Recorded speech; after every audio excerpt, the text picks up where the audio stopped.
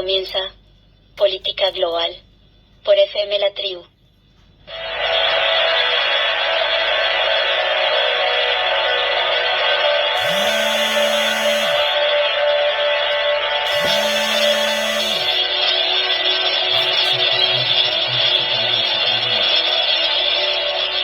Hola, ¿cómo están? Acá estamos nuevamente haciendo Política Global.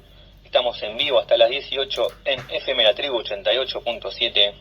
Esta querida casa con parlantes aquí en el barrio de Almagro, Lambaré 873, que está siendo remodelado acá el estudio, Está quedando lindo.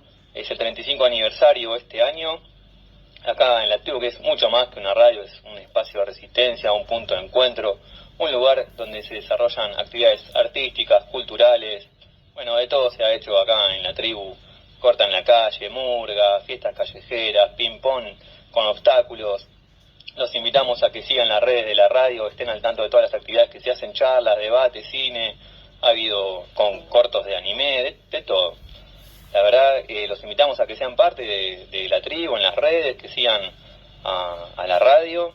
Y bueno, sean oyentes y que escuchen todos los programas. Siempre hay un contenido interesante. Cualquier momento del día ponés La Tribu y hay algo distinto de lo que vas a escuchar en todas las radios comerciales, que son prácticamente una repetición. Todos transmiten los mismos temas de agenda. Obviamente aquí también se lleva una agenda periodística, por supuesto, con los temas de actualidad, pero también hay otro contenido mucho más interesante. Hay música no comercial, hay de todo. En cualquier momento que pongas La Tribu vas a escuchar algo bueno. Bueno, nosotros vamos a lo nuestro, que es la política internacional. La semana pasada estuvimos cubriendo todo lo que fue los acontecimientos que se están desarrollando en Ecuador. Tuvimos el testimonio de Karen Toro, una fotoperiodista que desde allí nos estuvo brindando detalles sobre los hechos. Ella estuvo cubriendo, tiene muy buenas fotos de lo que está transcurriendo en el país latinoamericano. Los invitamos a que la sigan en las redes, en Instagram, para ver las fotos que está haciendo ella. Es Karen Toro, @Karen Toro con K, Karen Toro A. Y bueno, esta semana que parecía calmarse un poco todo lo que son los episodios de violencia que se desarrollaron allí la semana anterior, que hubo motines carcelarios, hubo explosión de coches bomba, incendios, en fin, bueno, y lo más llamativo de todo, lo que dio vuelta en todo el mundo, que fue la toma del canal de televisión de Guayaquil mientras estaba transmitiendo en vivo, al aire en el noticiero.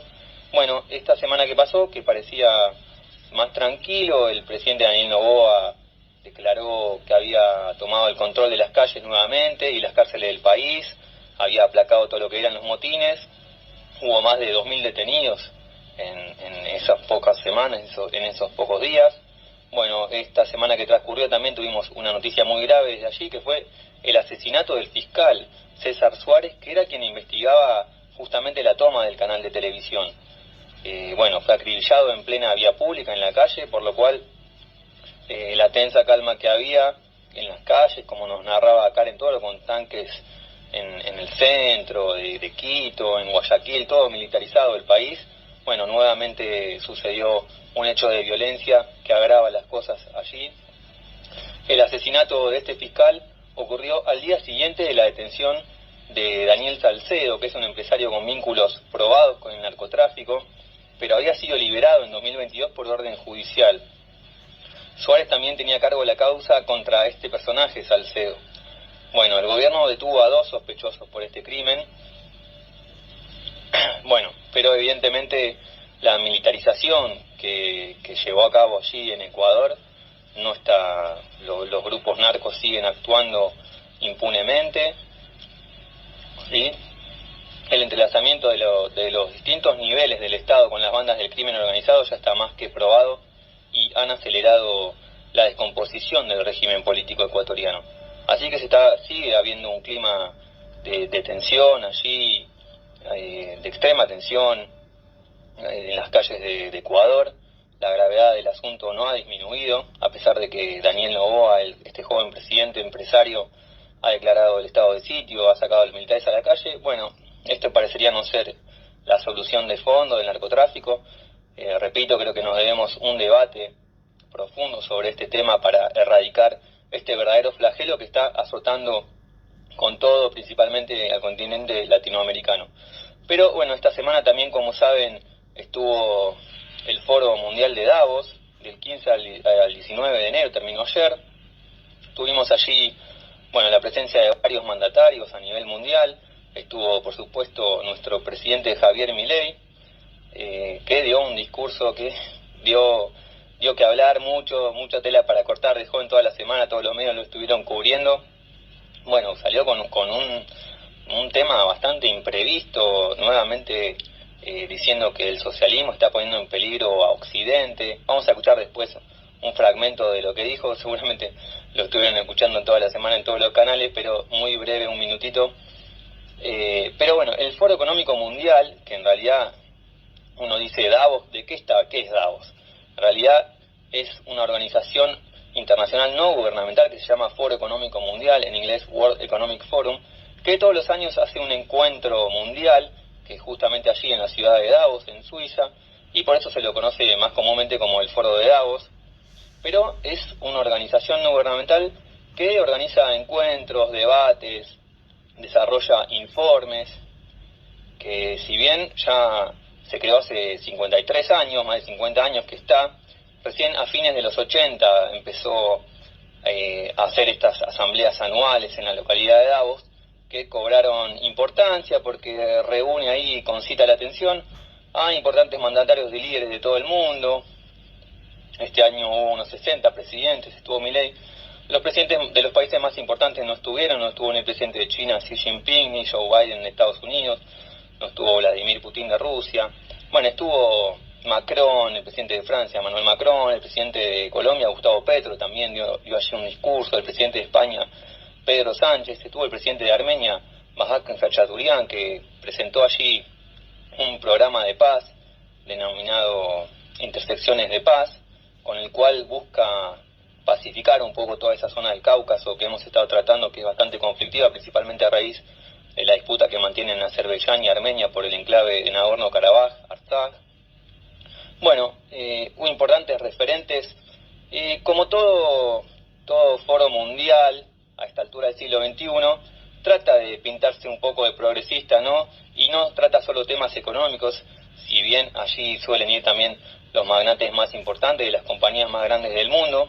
Estuvo justamente el CEO de OpenAI, de ChatGPT, que es Sam Altman.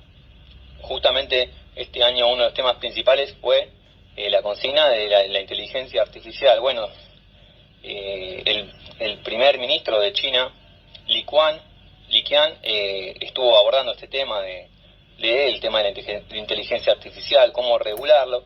Era uno de los ejes temáticos que se había propiciado sobre el cual girara el foro. Sin embargo, el presidente Milei, bueno, salió con una perorata contra el socialismo, contra el feminismo, contra el aborto. Bueno, hizo un cambalache ahí de temas que dejó atónito, creo que a todo el mundo. Obviamente era esperada su palabra porque, bueno, imagínense un personaje de estas características, como era Bolsonaro anteriormente, o Trump. Bueno, ¿qué va a decir este tipo? Este tipo de derecha que salió en Argentina, este loco con el pelo así, asá, que habla irasciblemente, que se pone nervioso, a ver qué onda. Bueno, finalmente dejó azorados a todos los magnates que estaban allí presenciando su discurso. Después vamos a escuchar un fragmento y vamos a referirnos a lo que dijo Milei. Pero les decía, este evento que se creó hace ya 53 años, recién a finales de los 80 comenzó a reunirse anualmente este foro internacional. El lema sobre el cual giró este año fue reconstruir la confianza. El objetivo era restaurar la agenda colectiva y reforzar los principios fundamentales de transparencia, coherencia y responsabilidad entre los líderes. Como todo evento internacional, en este marco también se abordan temas relacionados con el cambio climático, el medio ambiente, la igualdad de género.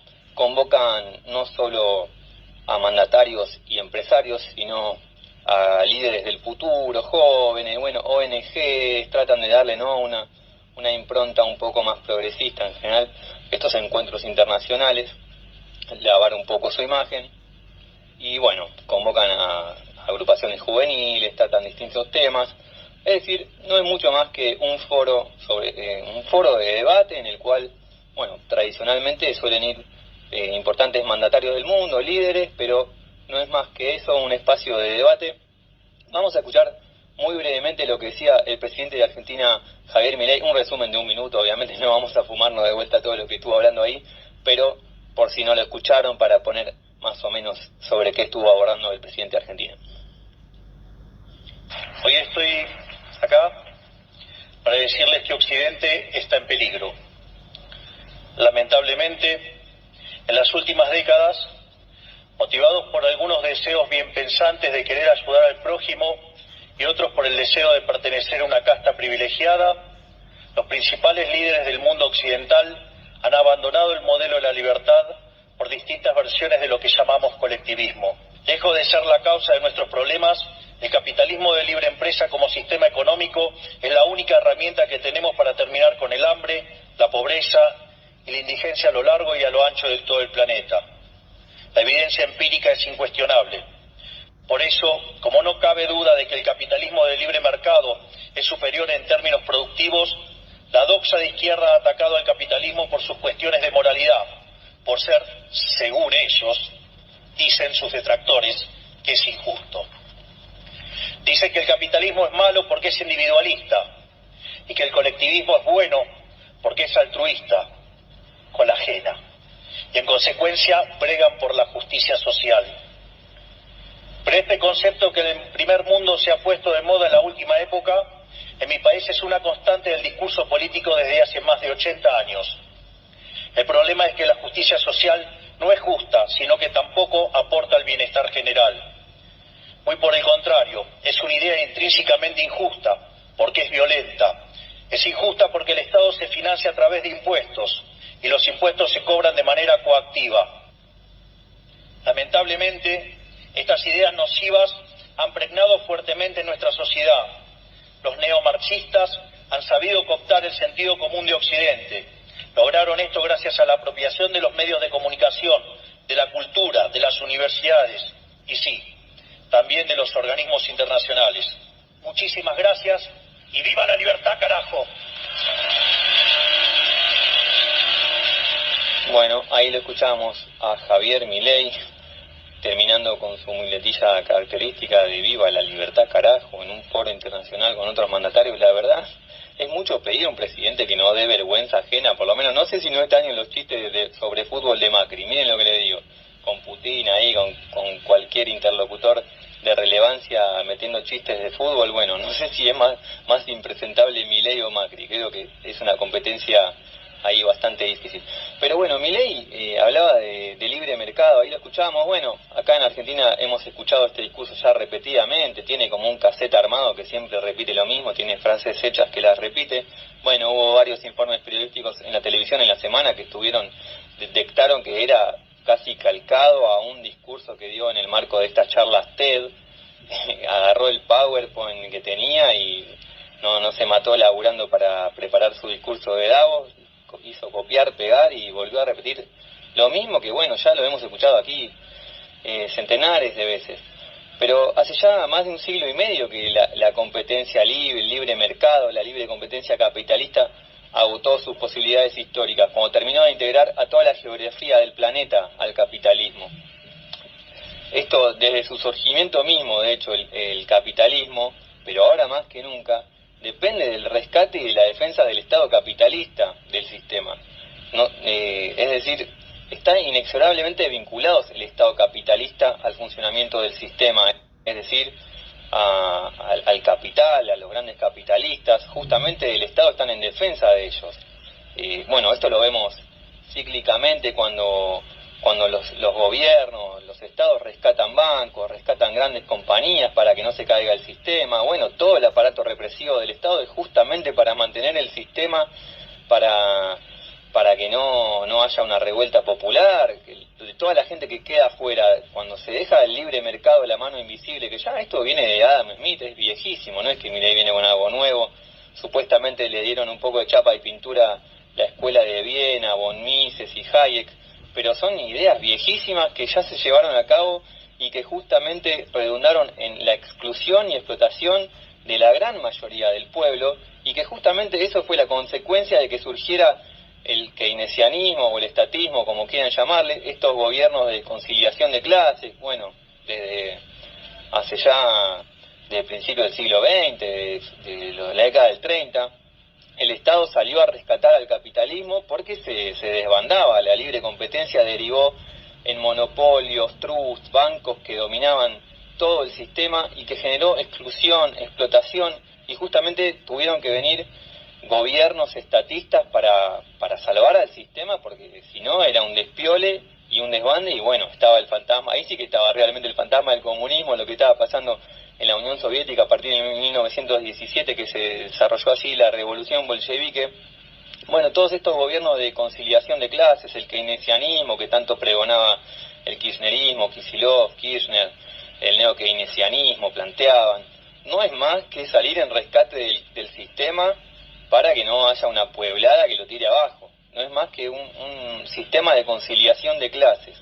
Es decir, las ideas que propone Milei son un retroceso, además de un simplismo. Para él mezcla todo lo que no sea libre mercado absoluto, que por otra parte no existe el libre mercado perfecto, dejado totalmente a la libertad absoluta del mercado, no existe en ninguna parte del mundo.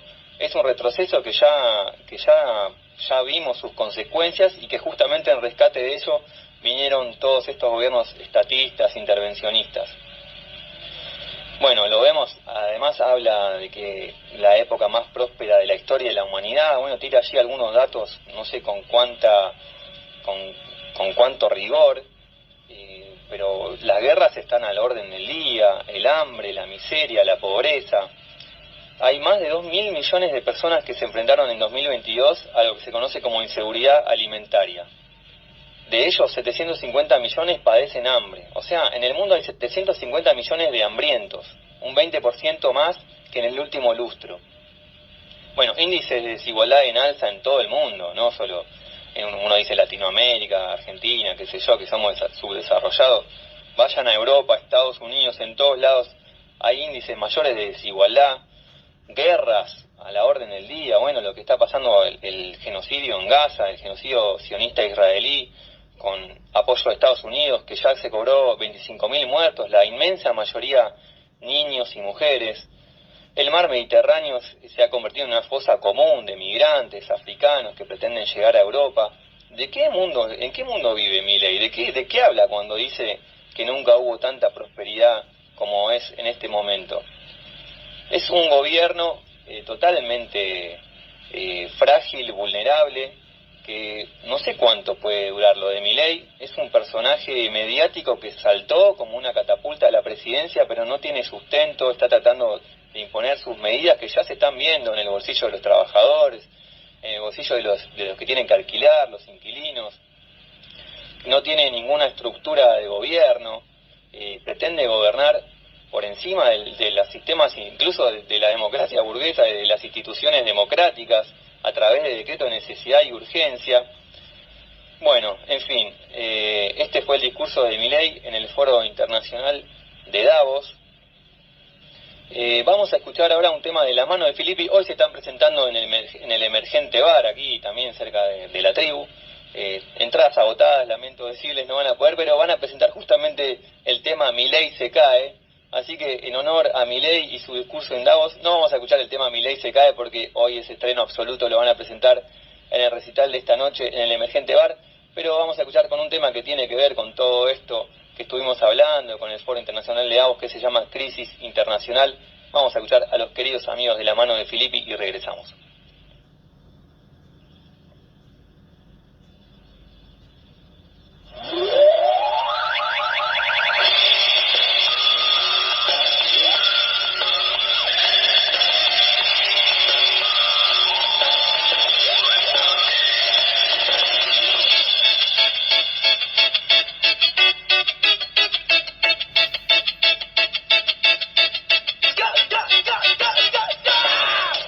Crisis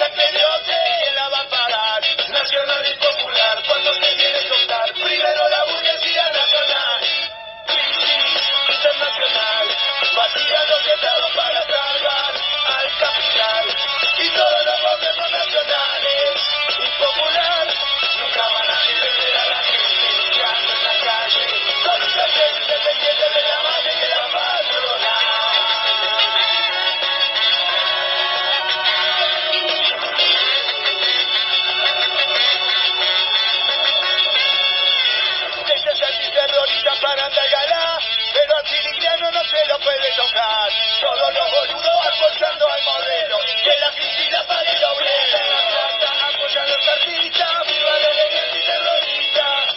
Crisis internacional que la pague el capital. El gobierno me la quiere aplicar. Crisis internacional que la pague el capital. El gobierno me la quiere aplicar. Crisis internacional. Vacía los estados para salvar al capital. Y todos los gobiernos nacionales y popular nunca van a querer ver a la gente luchando en la calle. Contra el gente pendiente de la base de la patronal.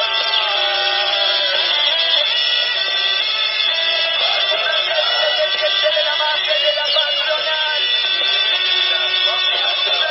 Pendiente de la mafia y de la patronal. Pendiente de la mafia y de la patronal.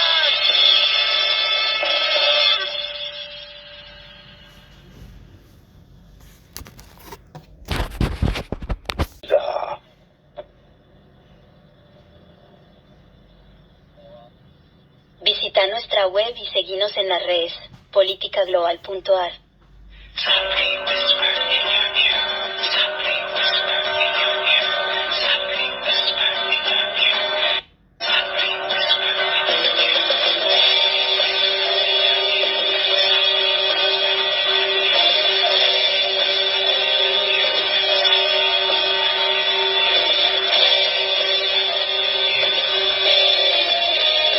Bueno, seguimos en Política Global.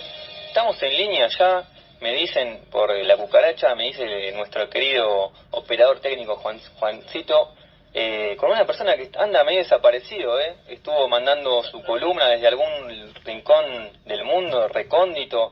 A ver, lo tenemos en línea ahora en vivo, me parece, a ver si nos puede develar el misterio que anda pasando con nuestro querido compañero Valentino Micheli Sarkisian.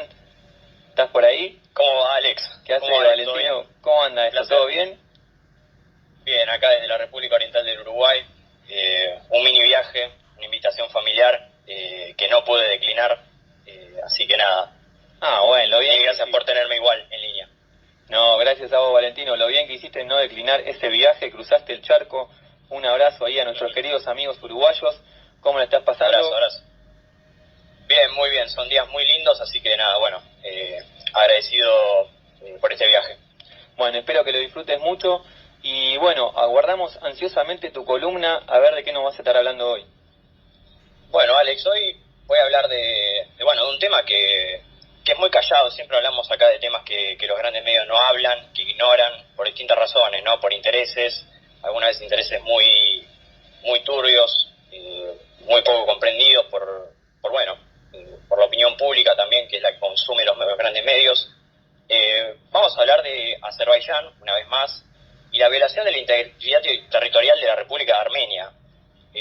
Si bien estuvimos hablando mucho sobre el conflicto de Nagorno-Karabaj en las últimas semanas, en el último tiempo, y a partir de los hechos de septiembre, que fue la limpieza étnica total de la población armenia de la República Artsaj a manos del régimen de la dictadura de Ilham Aliyev, hay un hecho aún más profundo, que es que desde 2021 Azerbaiyán ha estado efectuando, post Segunda Guerra del Alto Karabaj, en la cual resultó victoriosa, Azerbaiyán estuvo efectuando avances en el territorio de la República de Armenia, ¿no? Hecho que, no salió en ninguno de los grandes medios, se tomó como un hecho más dentro del conflicto histórico entre Armenia y Azerbaiyán, pero es un hecho grave, ¿no? Porque viola la estatalidad, nada más ni nada menos, de la República de Armenia. Ya sabemos, lo que estudiamos ciencias políticas, sabemos los atributos de la estatalidad. Uno de los atributos más importantes es la territorialidad, ¿no? Y la impenetrabilidad del territorio, la soberanía nacional.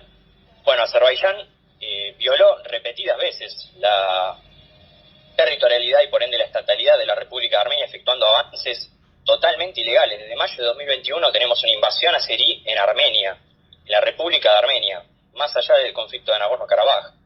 Tenemos grandes porciones de territorio ocupado por las Fuerzas Armadas de Azerbaiyán, producto de los avances en la provincia de Gegarkunik y de Siunik.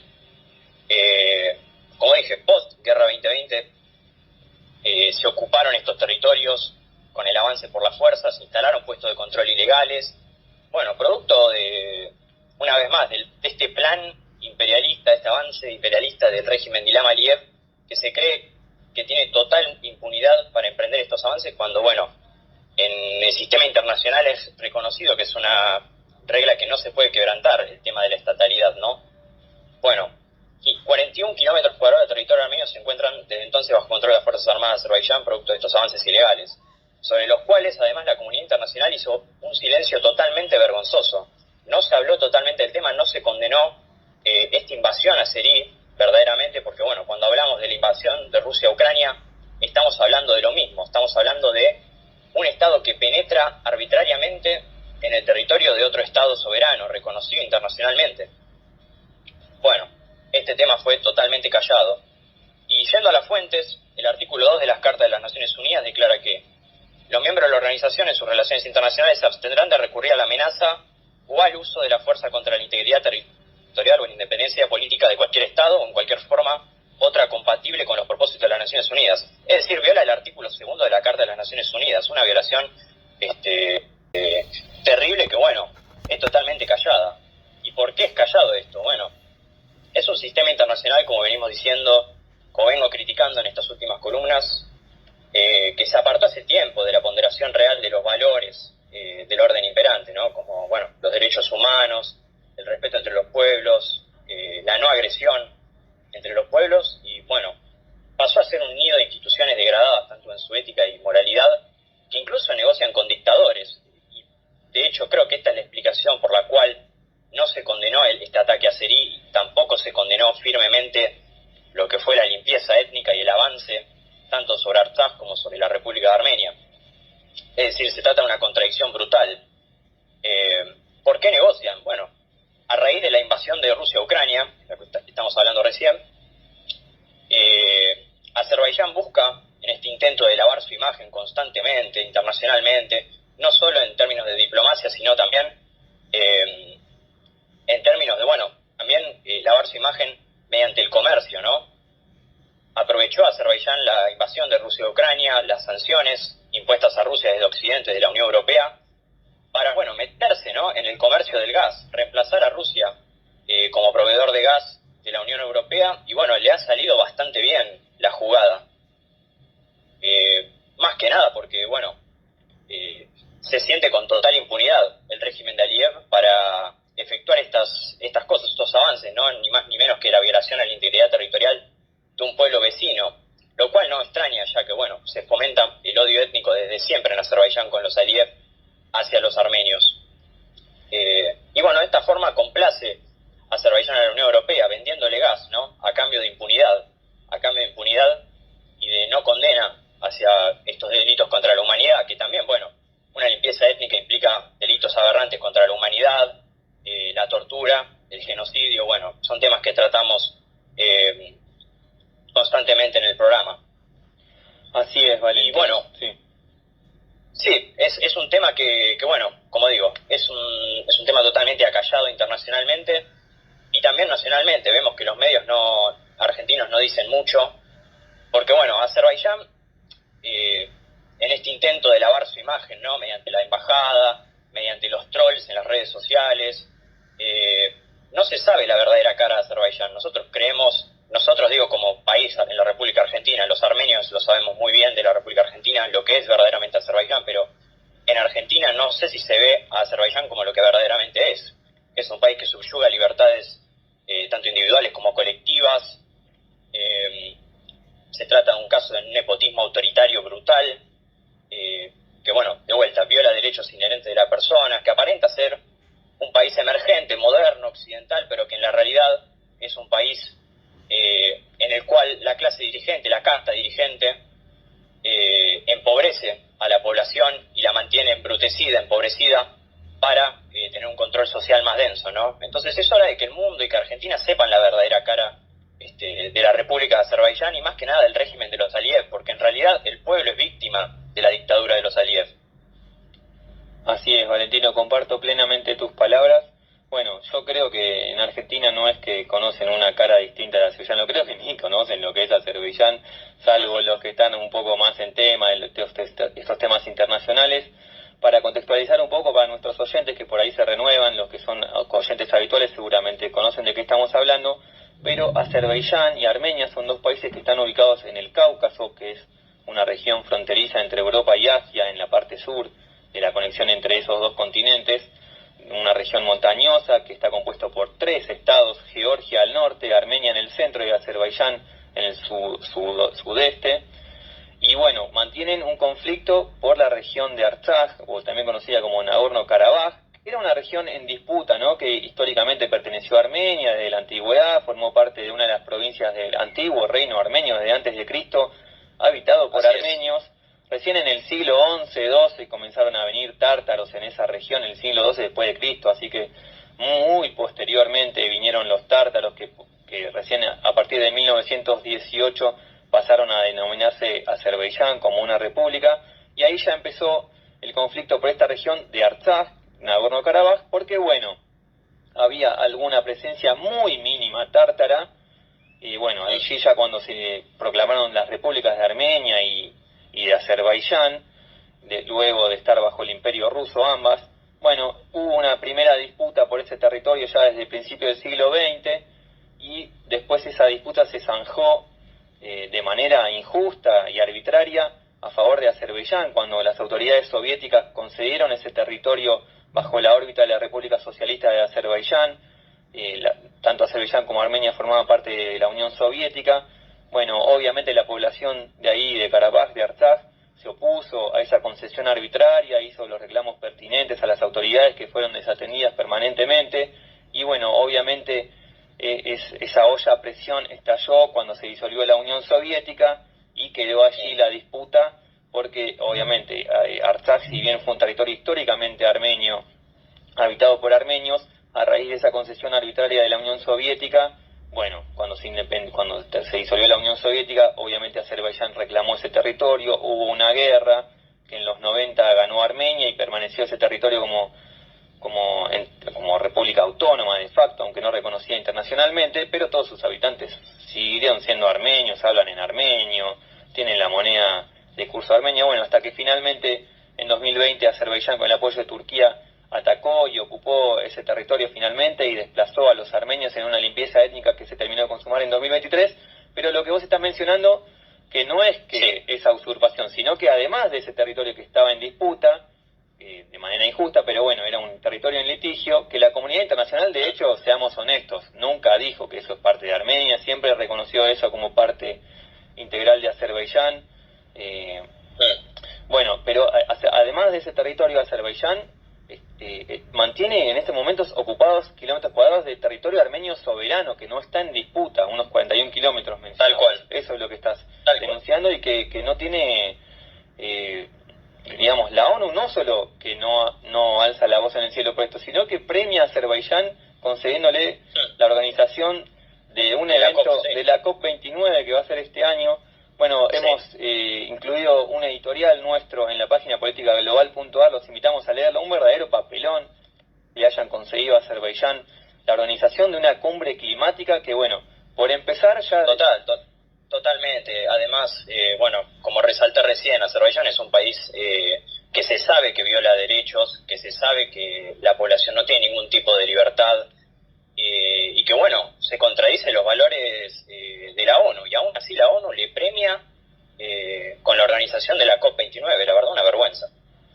Y el gobierno de Azerbaiyán ya comenzó con los preparativos para este evento que va a ser en noviembre de este año recién, pero organizó un comité ejecutivo que está compuesto por 28 hombres y ninguna mujer.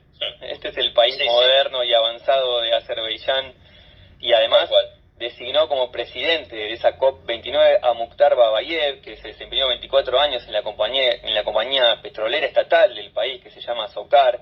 Bueno, un petrolero nuevamente organizando un evento ecológico, como sucedió el año pasado en Emiratos Árabes Unidos.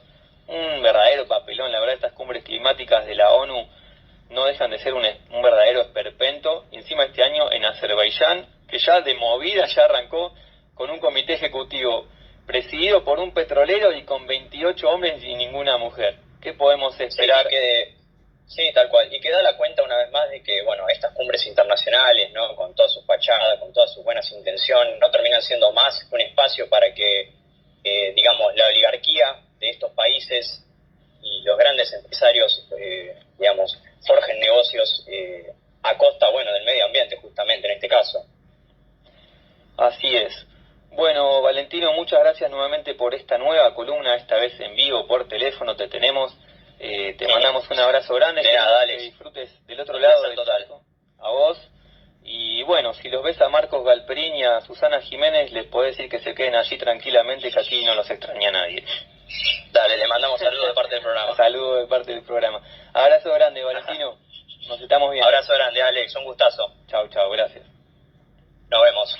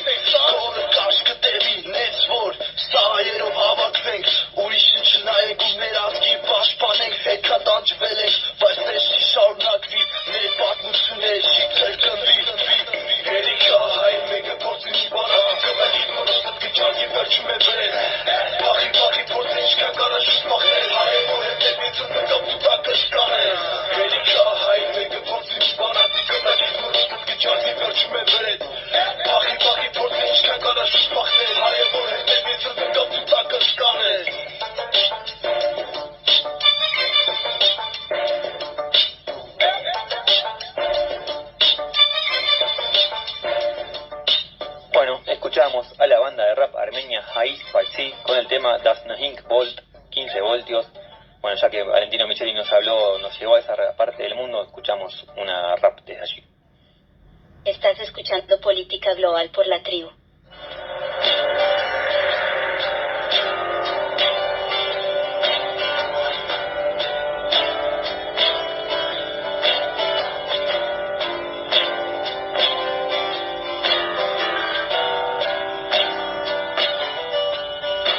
Bueno, vamos ahora al continente africano, nuevamente. Como ustedes saben, cada vez que abordamos algún tema de allí, de ese continente, solemos mencionar que está plagado de conflictos, hay mucha inestabilidad política, conflictos étnicos, conflictos políticos, religiosos, de todo. La verdad que es un caos el continente africano. Si yo les menciono Somalia, seguramente van a saber de qué país estamos hablando, pero si les menciono Somalilandia, seguro que alguno se sorprenderá, dice, ¿qué es eso? ¿Es la Disneylandia de Somalia, como el Euro Disney? No, nada que ver.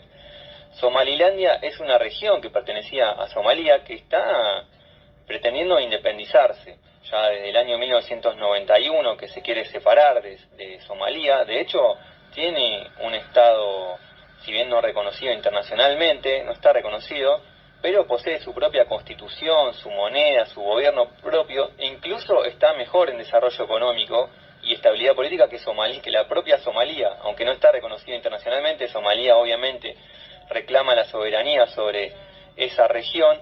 Bueno, ha habido un conflicto, se ha agravado esta cuestión de la independencia que pretende de Somalia, porque el gobierno de Etiopía, a través del presidente Addis Abeba, ha firmado un acuerdo, un memorando de entendimiento con Somalilandia, en el cual reconocería la independencia de Somalilandia a cambio de que este país le permita el acceso al mar. Estamos hablando de la parte extrema oriental de África, allí desemboca el Mar Rojo. La región de Somalilandia tiene salida al Mar Rojo.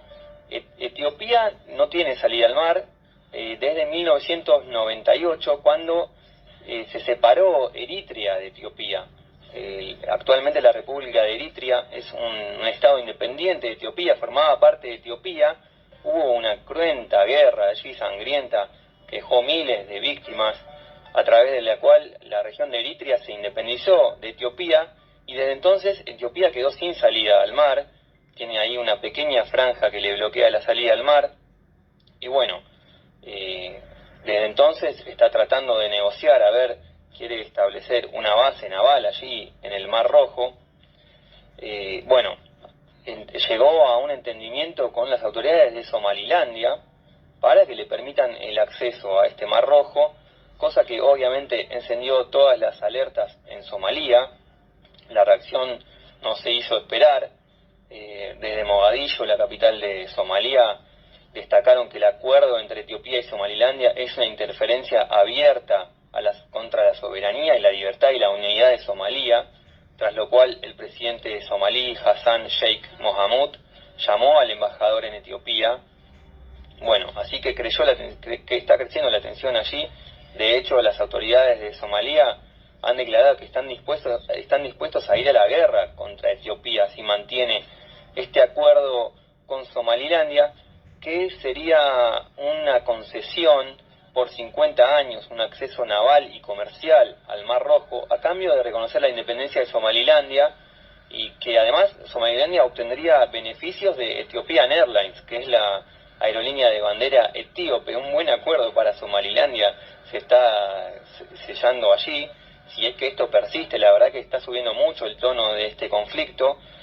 Bueno, Estados Unidos, la Unión Europea, la Unión Africana, muchos países de la Liga Árabe han insistido en respetar la soberanía y la integridad territorial de Somalia, por lo cual también están allí parados detrás de Somalia avalando el reclamo y bueno, plantándose contra este acuerdo que pretende hacer Etiopía con Somalilandia a cambio de reconocer su independencia, que le brinde acceso al mar. Bueno, está creciendo la tensión allí, otro foco de conflicto que se abre en África, por si fueran pocos. Pero pasamos de África a Asia, hacemos un repaso por lo que fueron las elecciones en Taiwán. Bueno, el fin de semana pasado se desarrollaron y el ganador, como desde aquí lo adelantamos, de hecho, como era previsto, fue el candidato del Partido Progresista Democrático, que es el partido oficialista de Taiwán, que era el propio actual vicepresidente, Lai Ching-te, que ahora pasó a ser presidente electo. Obtuvo el 40% de los votos. Bueno, es conocido como el partido independentista, obviamente por su posición frente al reclamo chino, que también otro conflicto Taiwán. China lo reclama como una provincia propia que es separatista. Taiwán pretende la independencia. Bueno, esto es un telón de fondo entre el conflicto, la gran disputa imperialista actual que es entre Estados Unidos y China. Estados Unidos está parado detrás de Taiwán, pero con cierta cautela, no es que dice, bueno, Taiwán es independiente, está de alguna manera sosteniendo a Taiwán con cierta cautela. Obviamente Estados Unidos no quiere que la disputa con China pase de lo estrictamente comercial, que llegue a algún atisbo bélico, pero bueno, la República Popular China obviamente reivindica la soberanía sobre esa isla de Taiwán. Fue calificado el vicepresidente Lai Ching-te, que fue electo ahora como presidente, como un peligroso separatista por parte del gobierno chino y que no obstaculizará, sin embargo, la inevitable tendencia a la reunificación de Taiwán con el país. Beijing, de hecho, podría presionar a esta persona, Lai, mediante restricciones comerciales sobre productos taiwaneses, cazando furtivamente a uno de los pocos aliados diplomáticos que le quedan a Taiwán mediante ejercicios militares.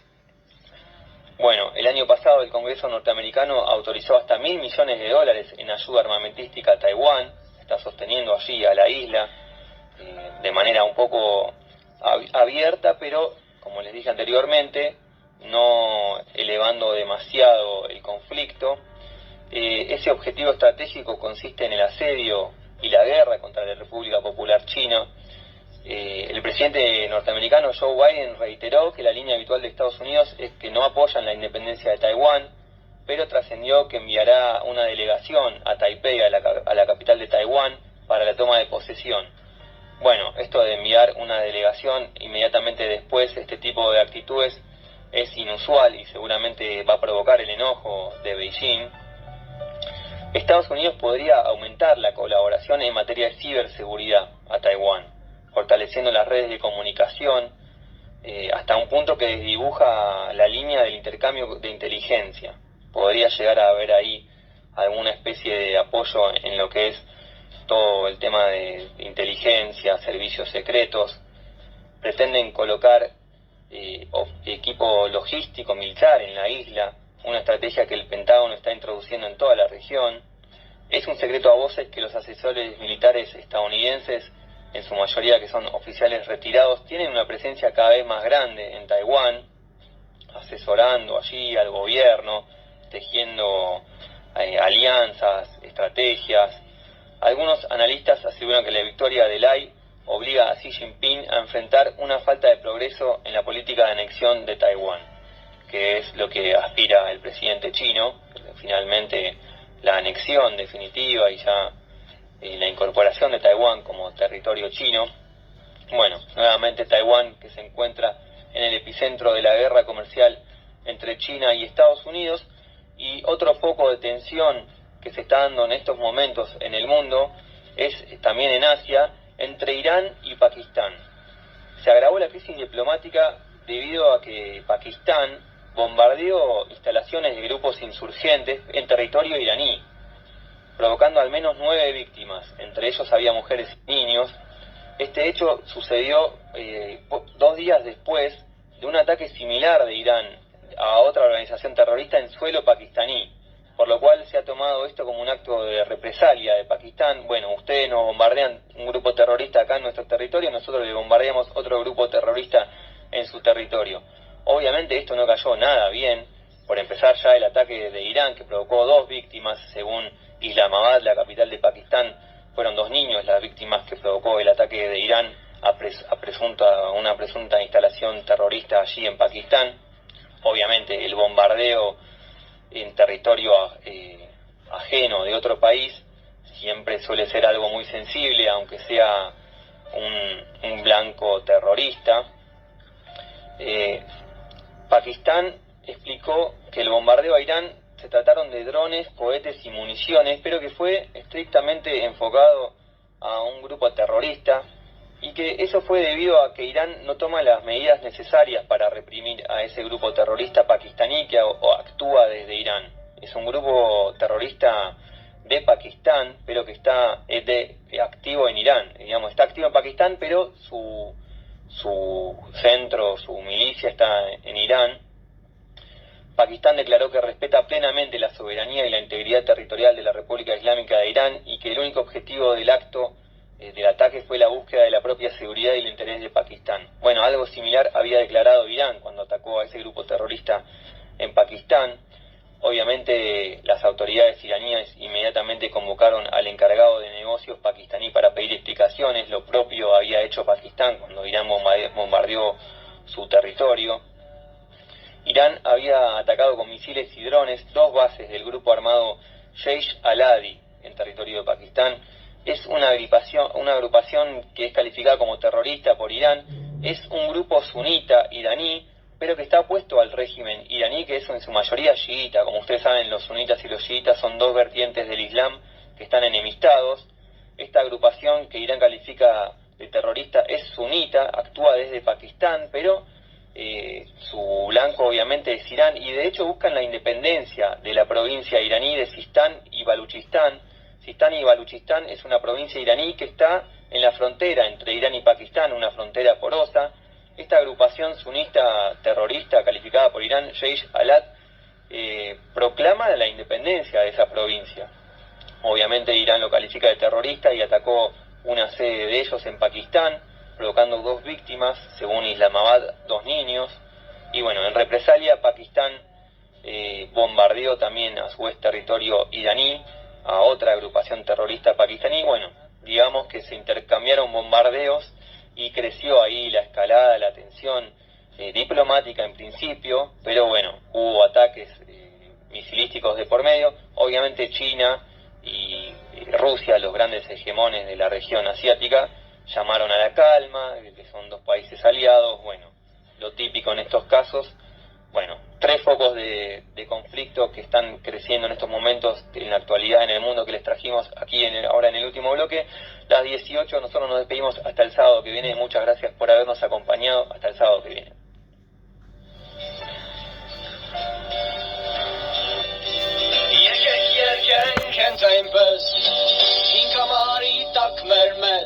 یک بارن که زنبز نایسی شرمه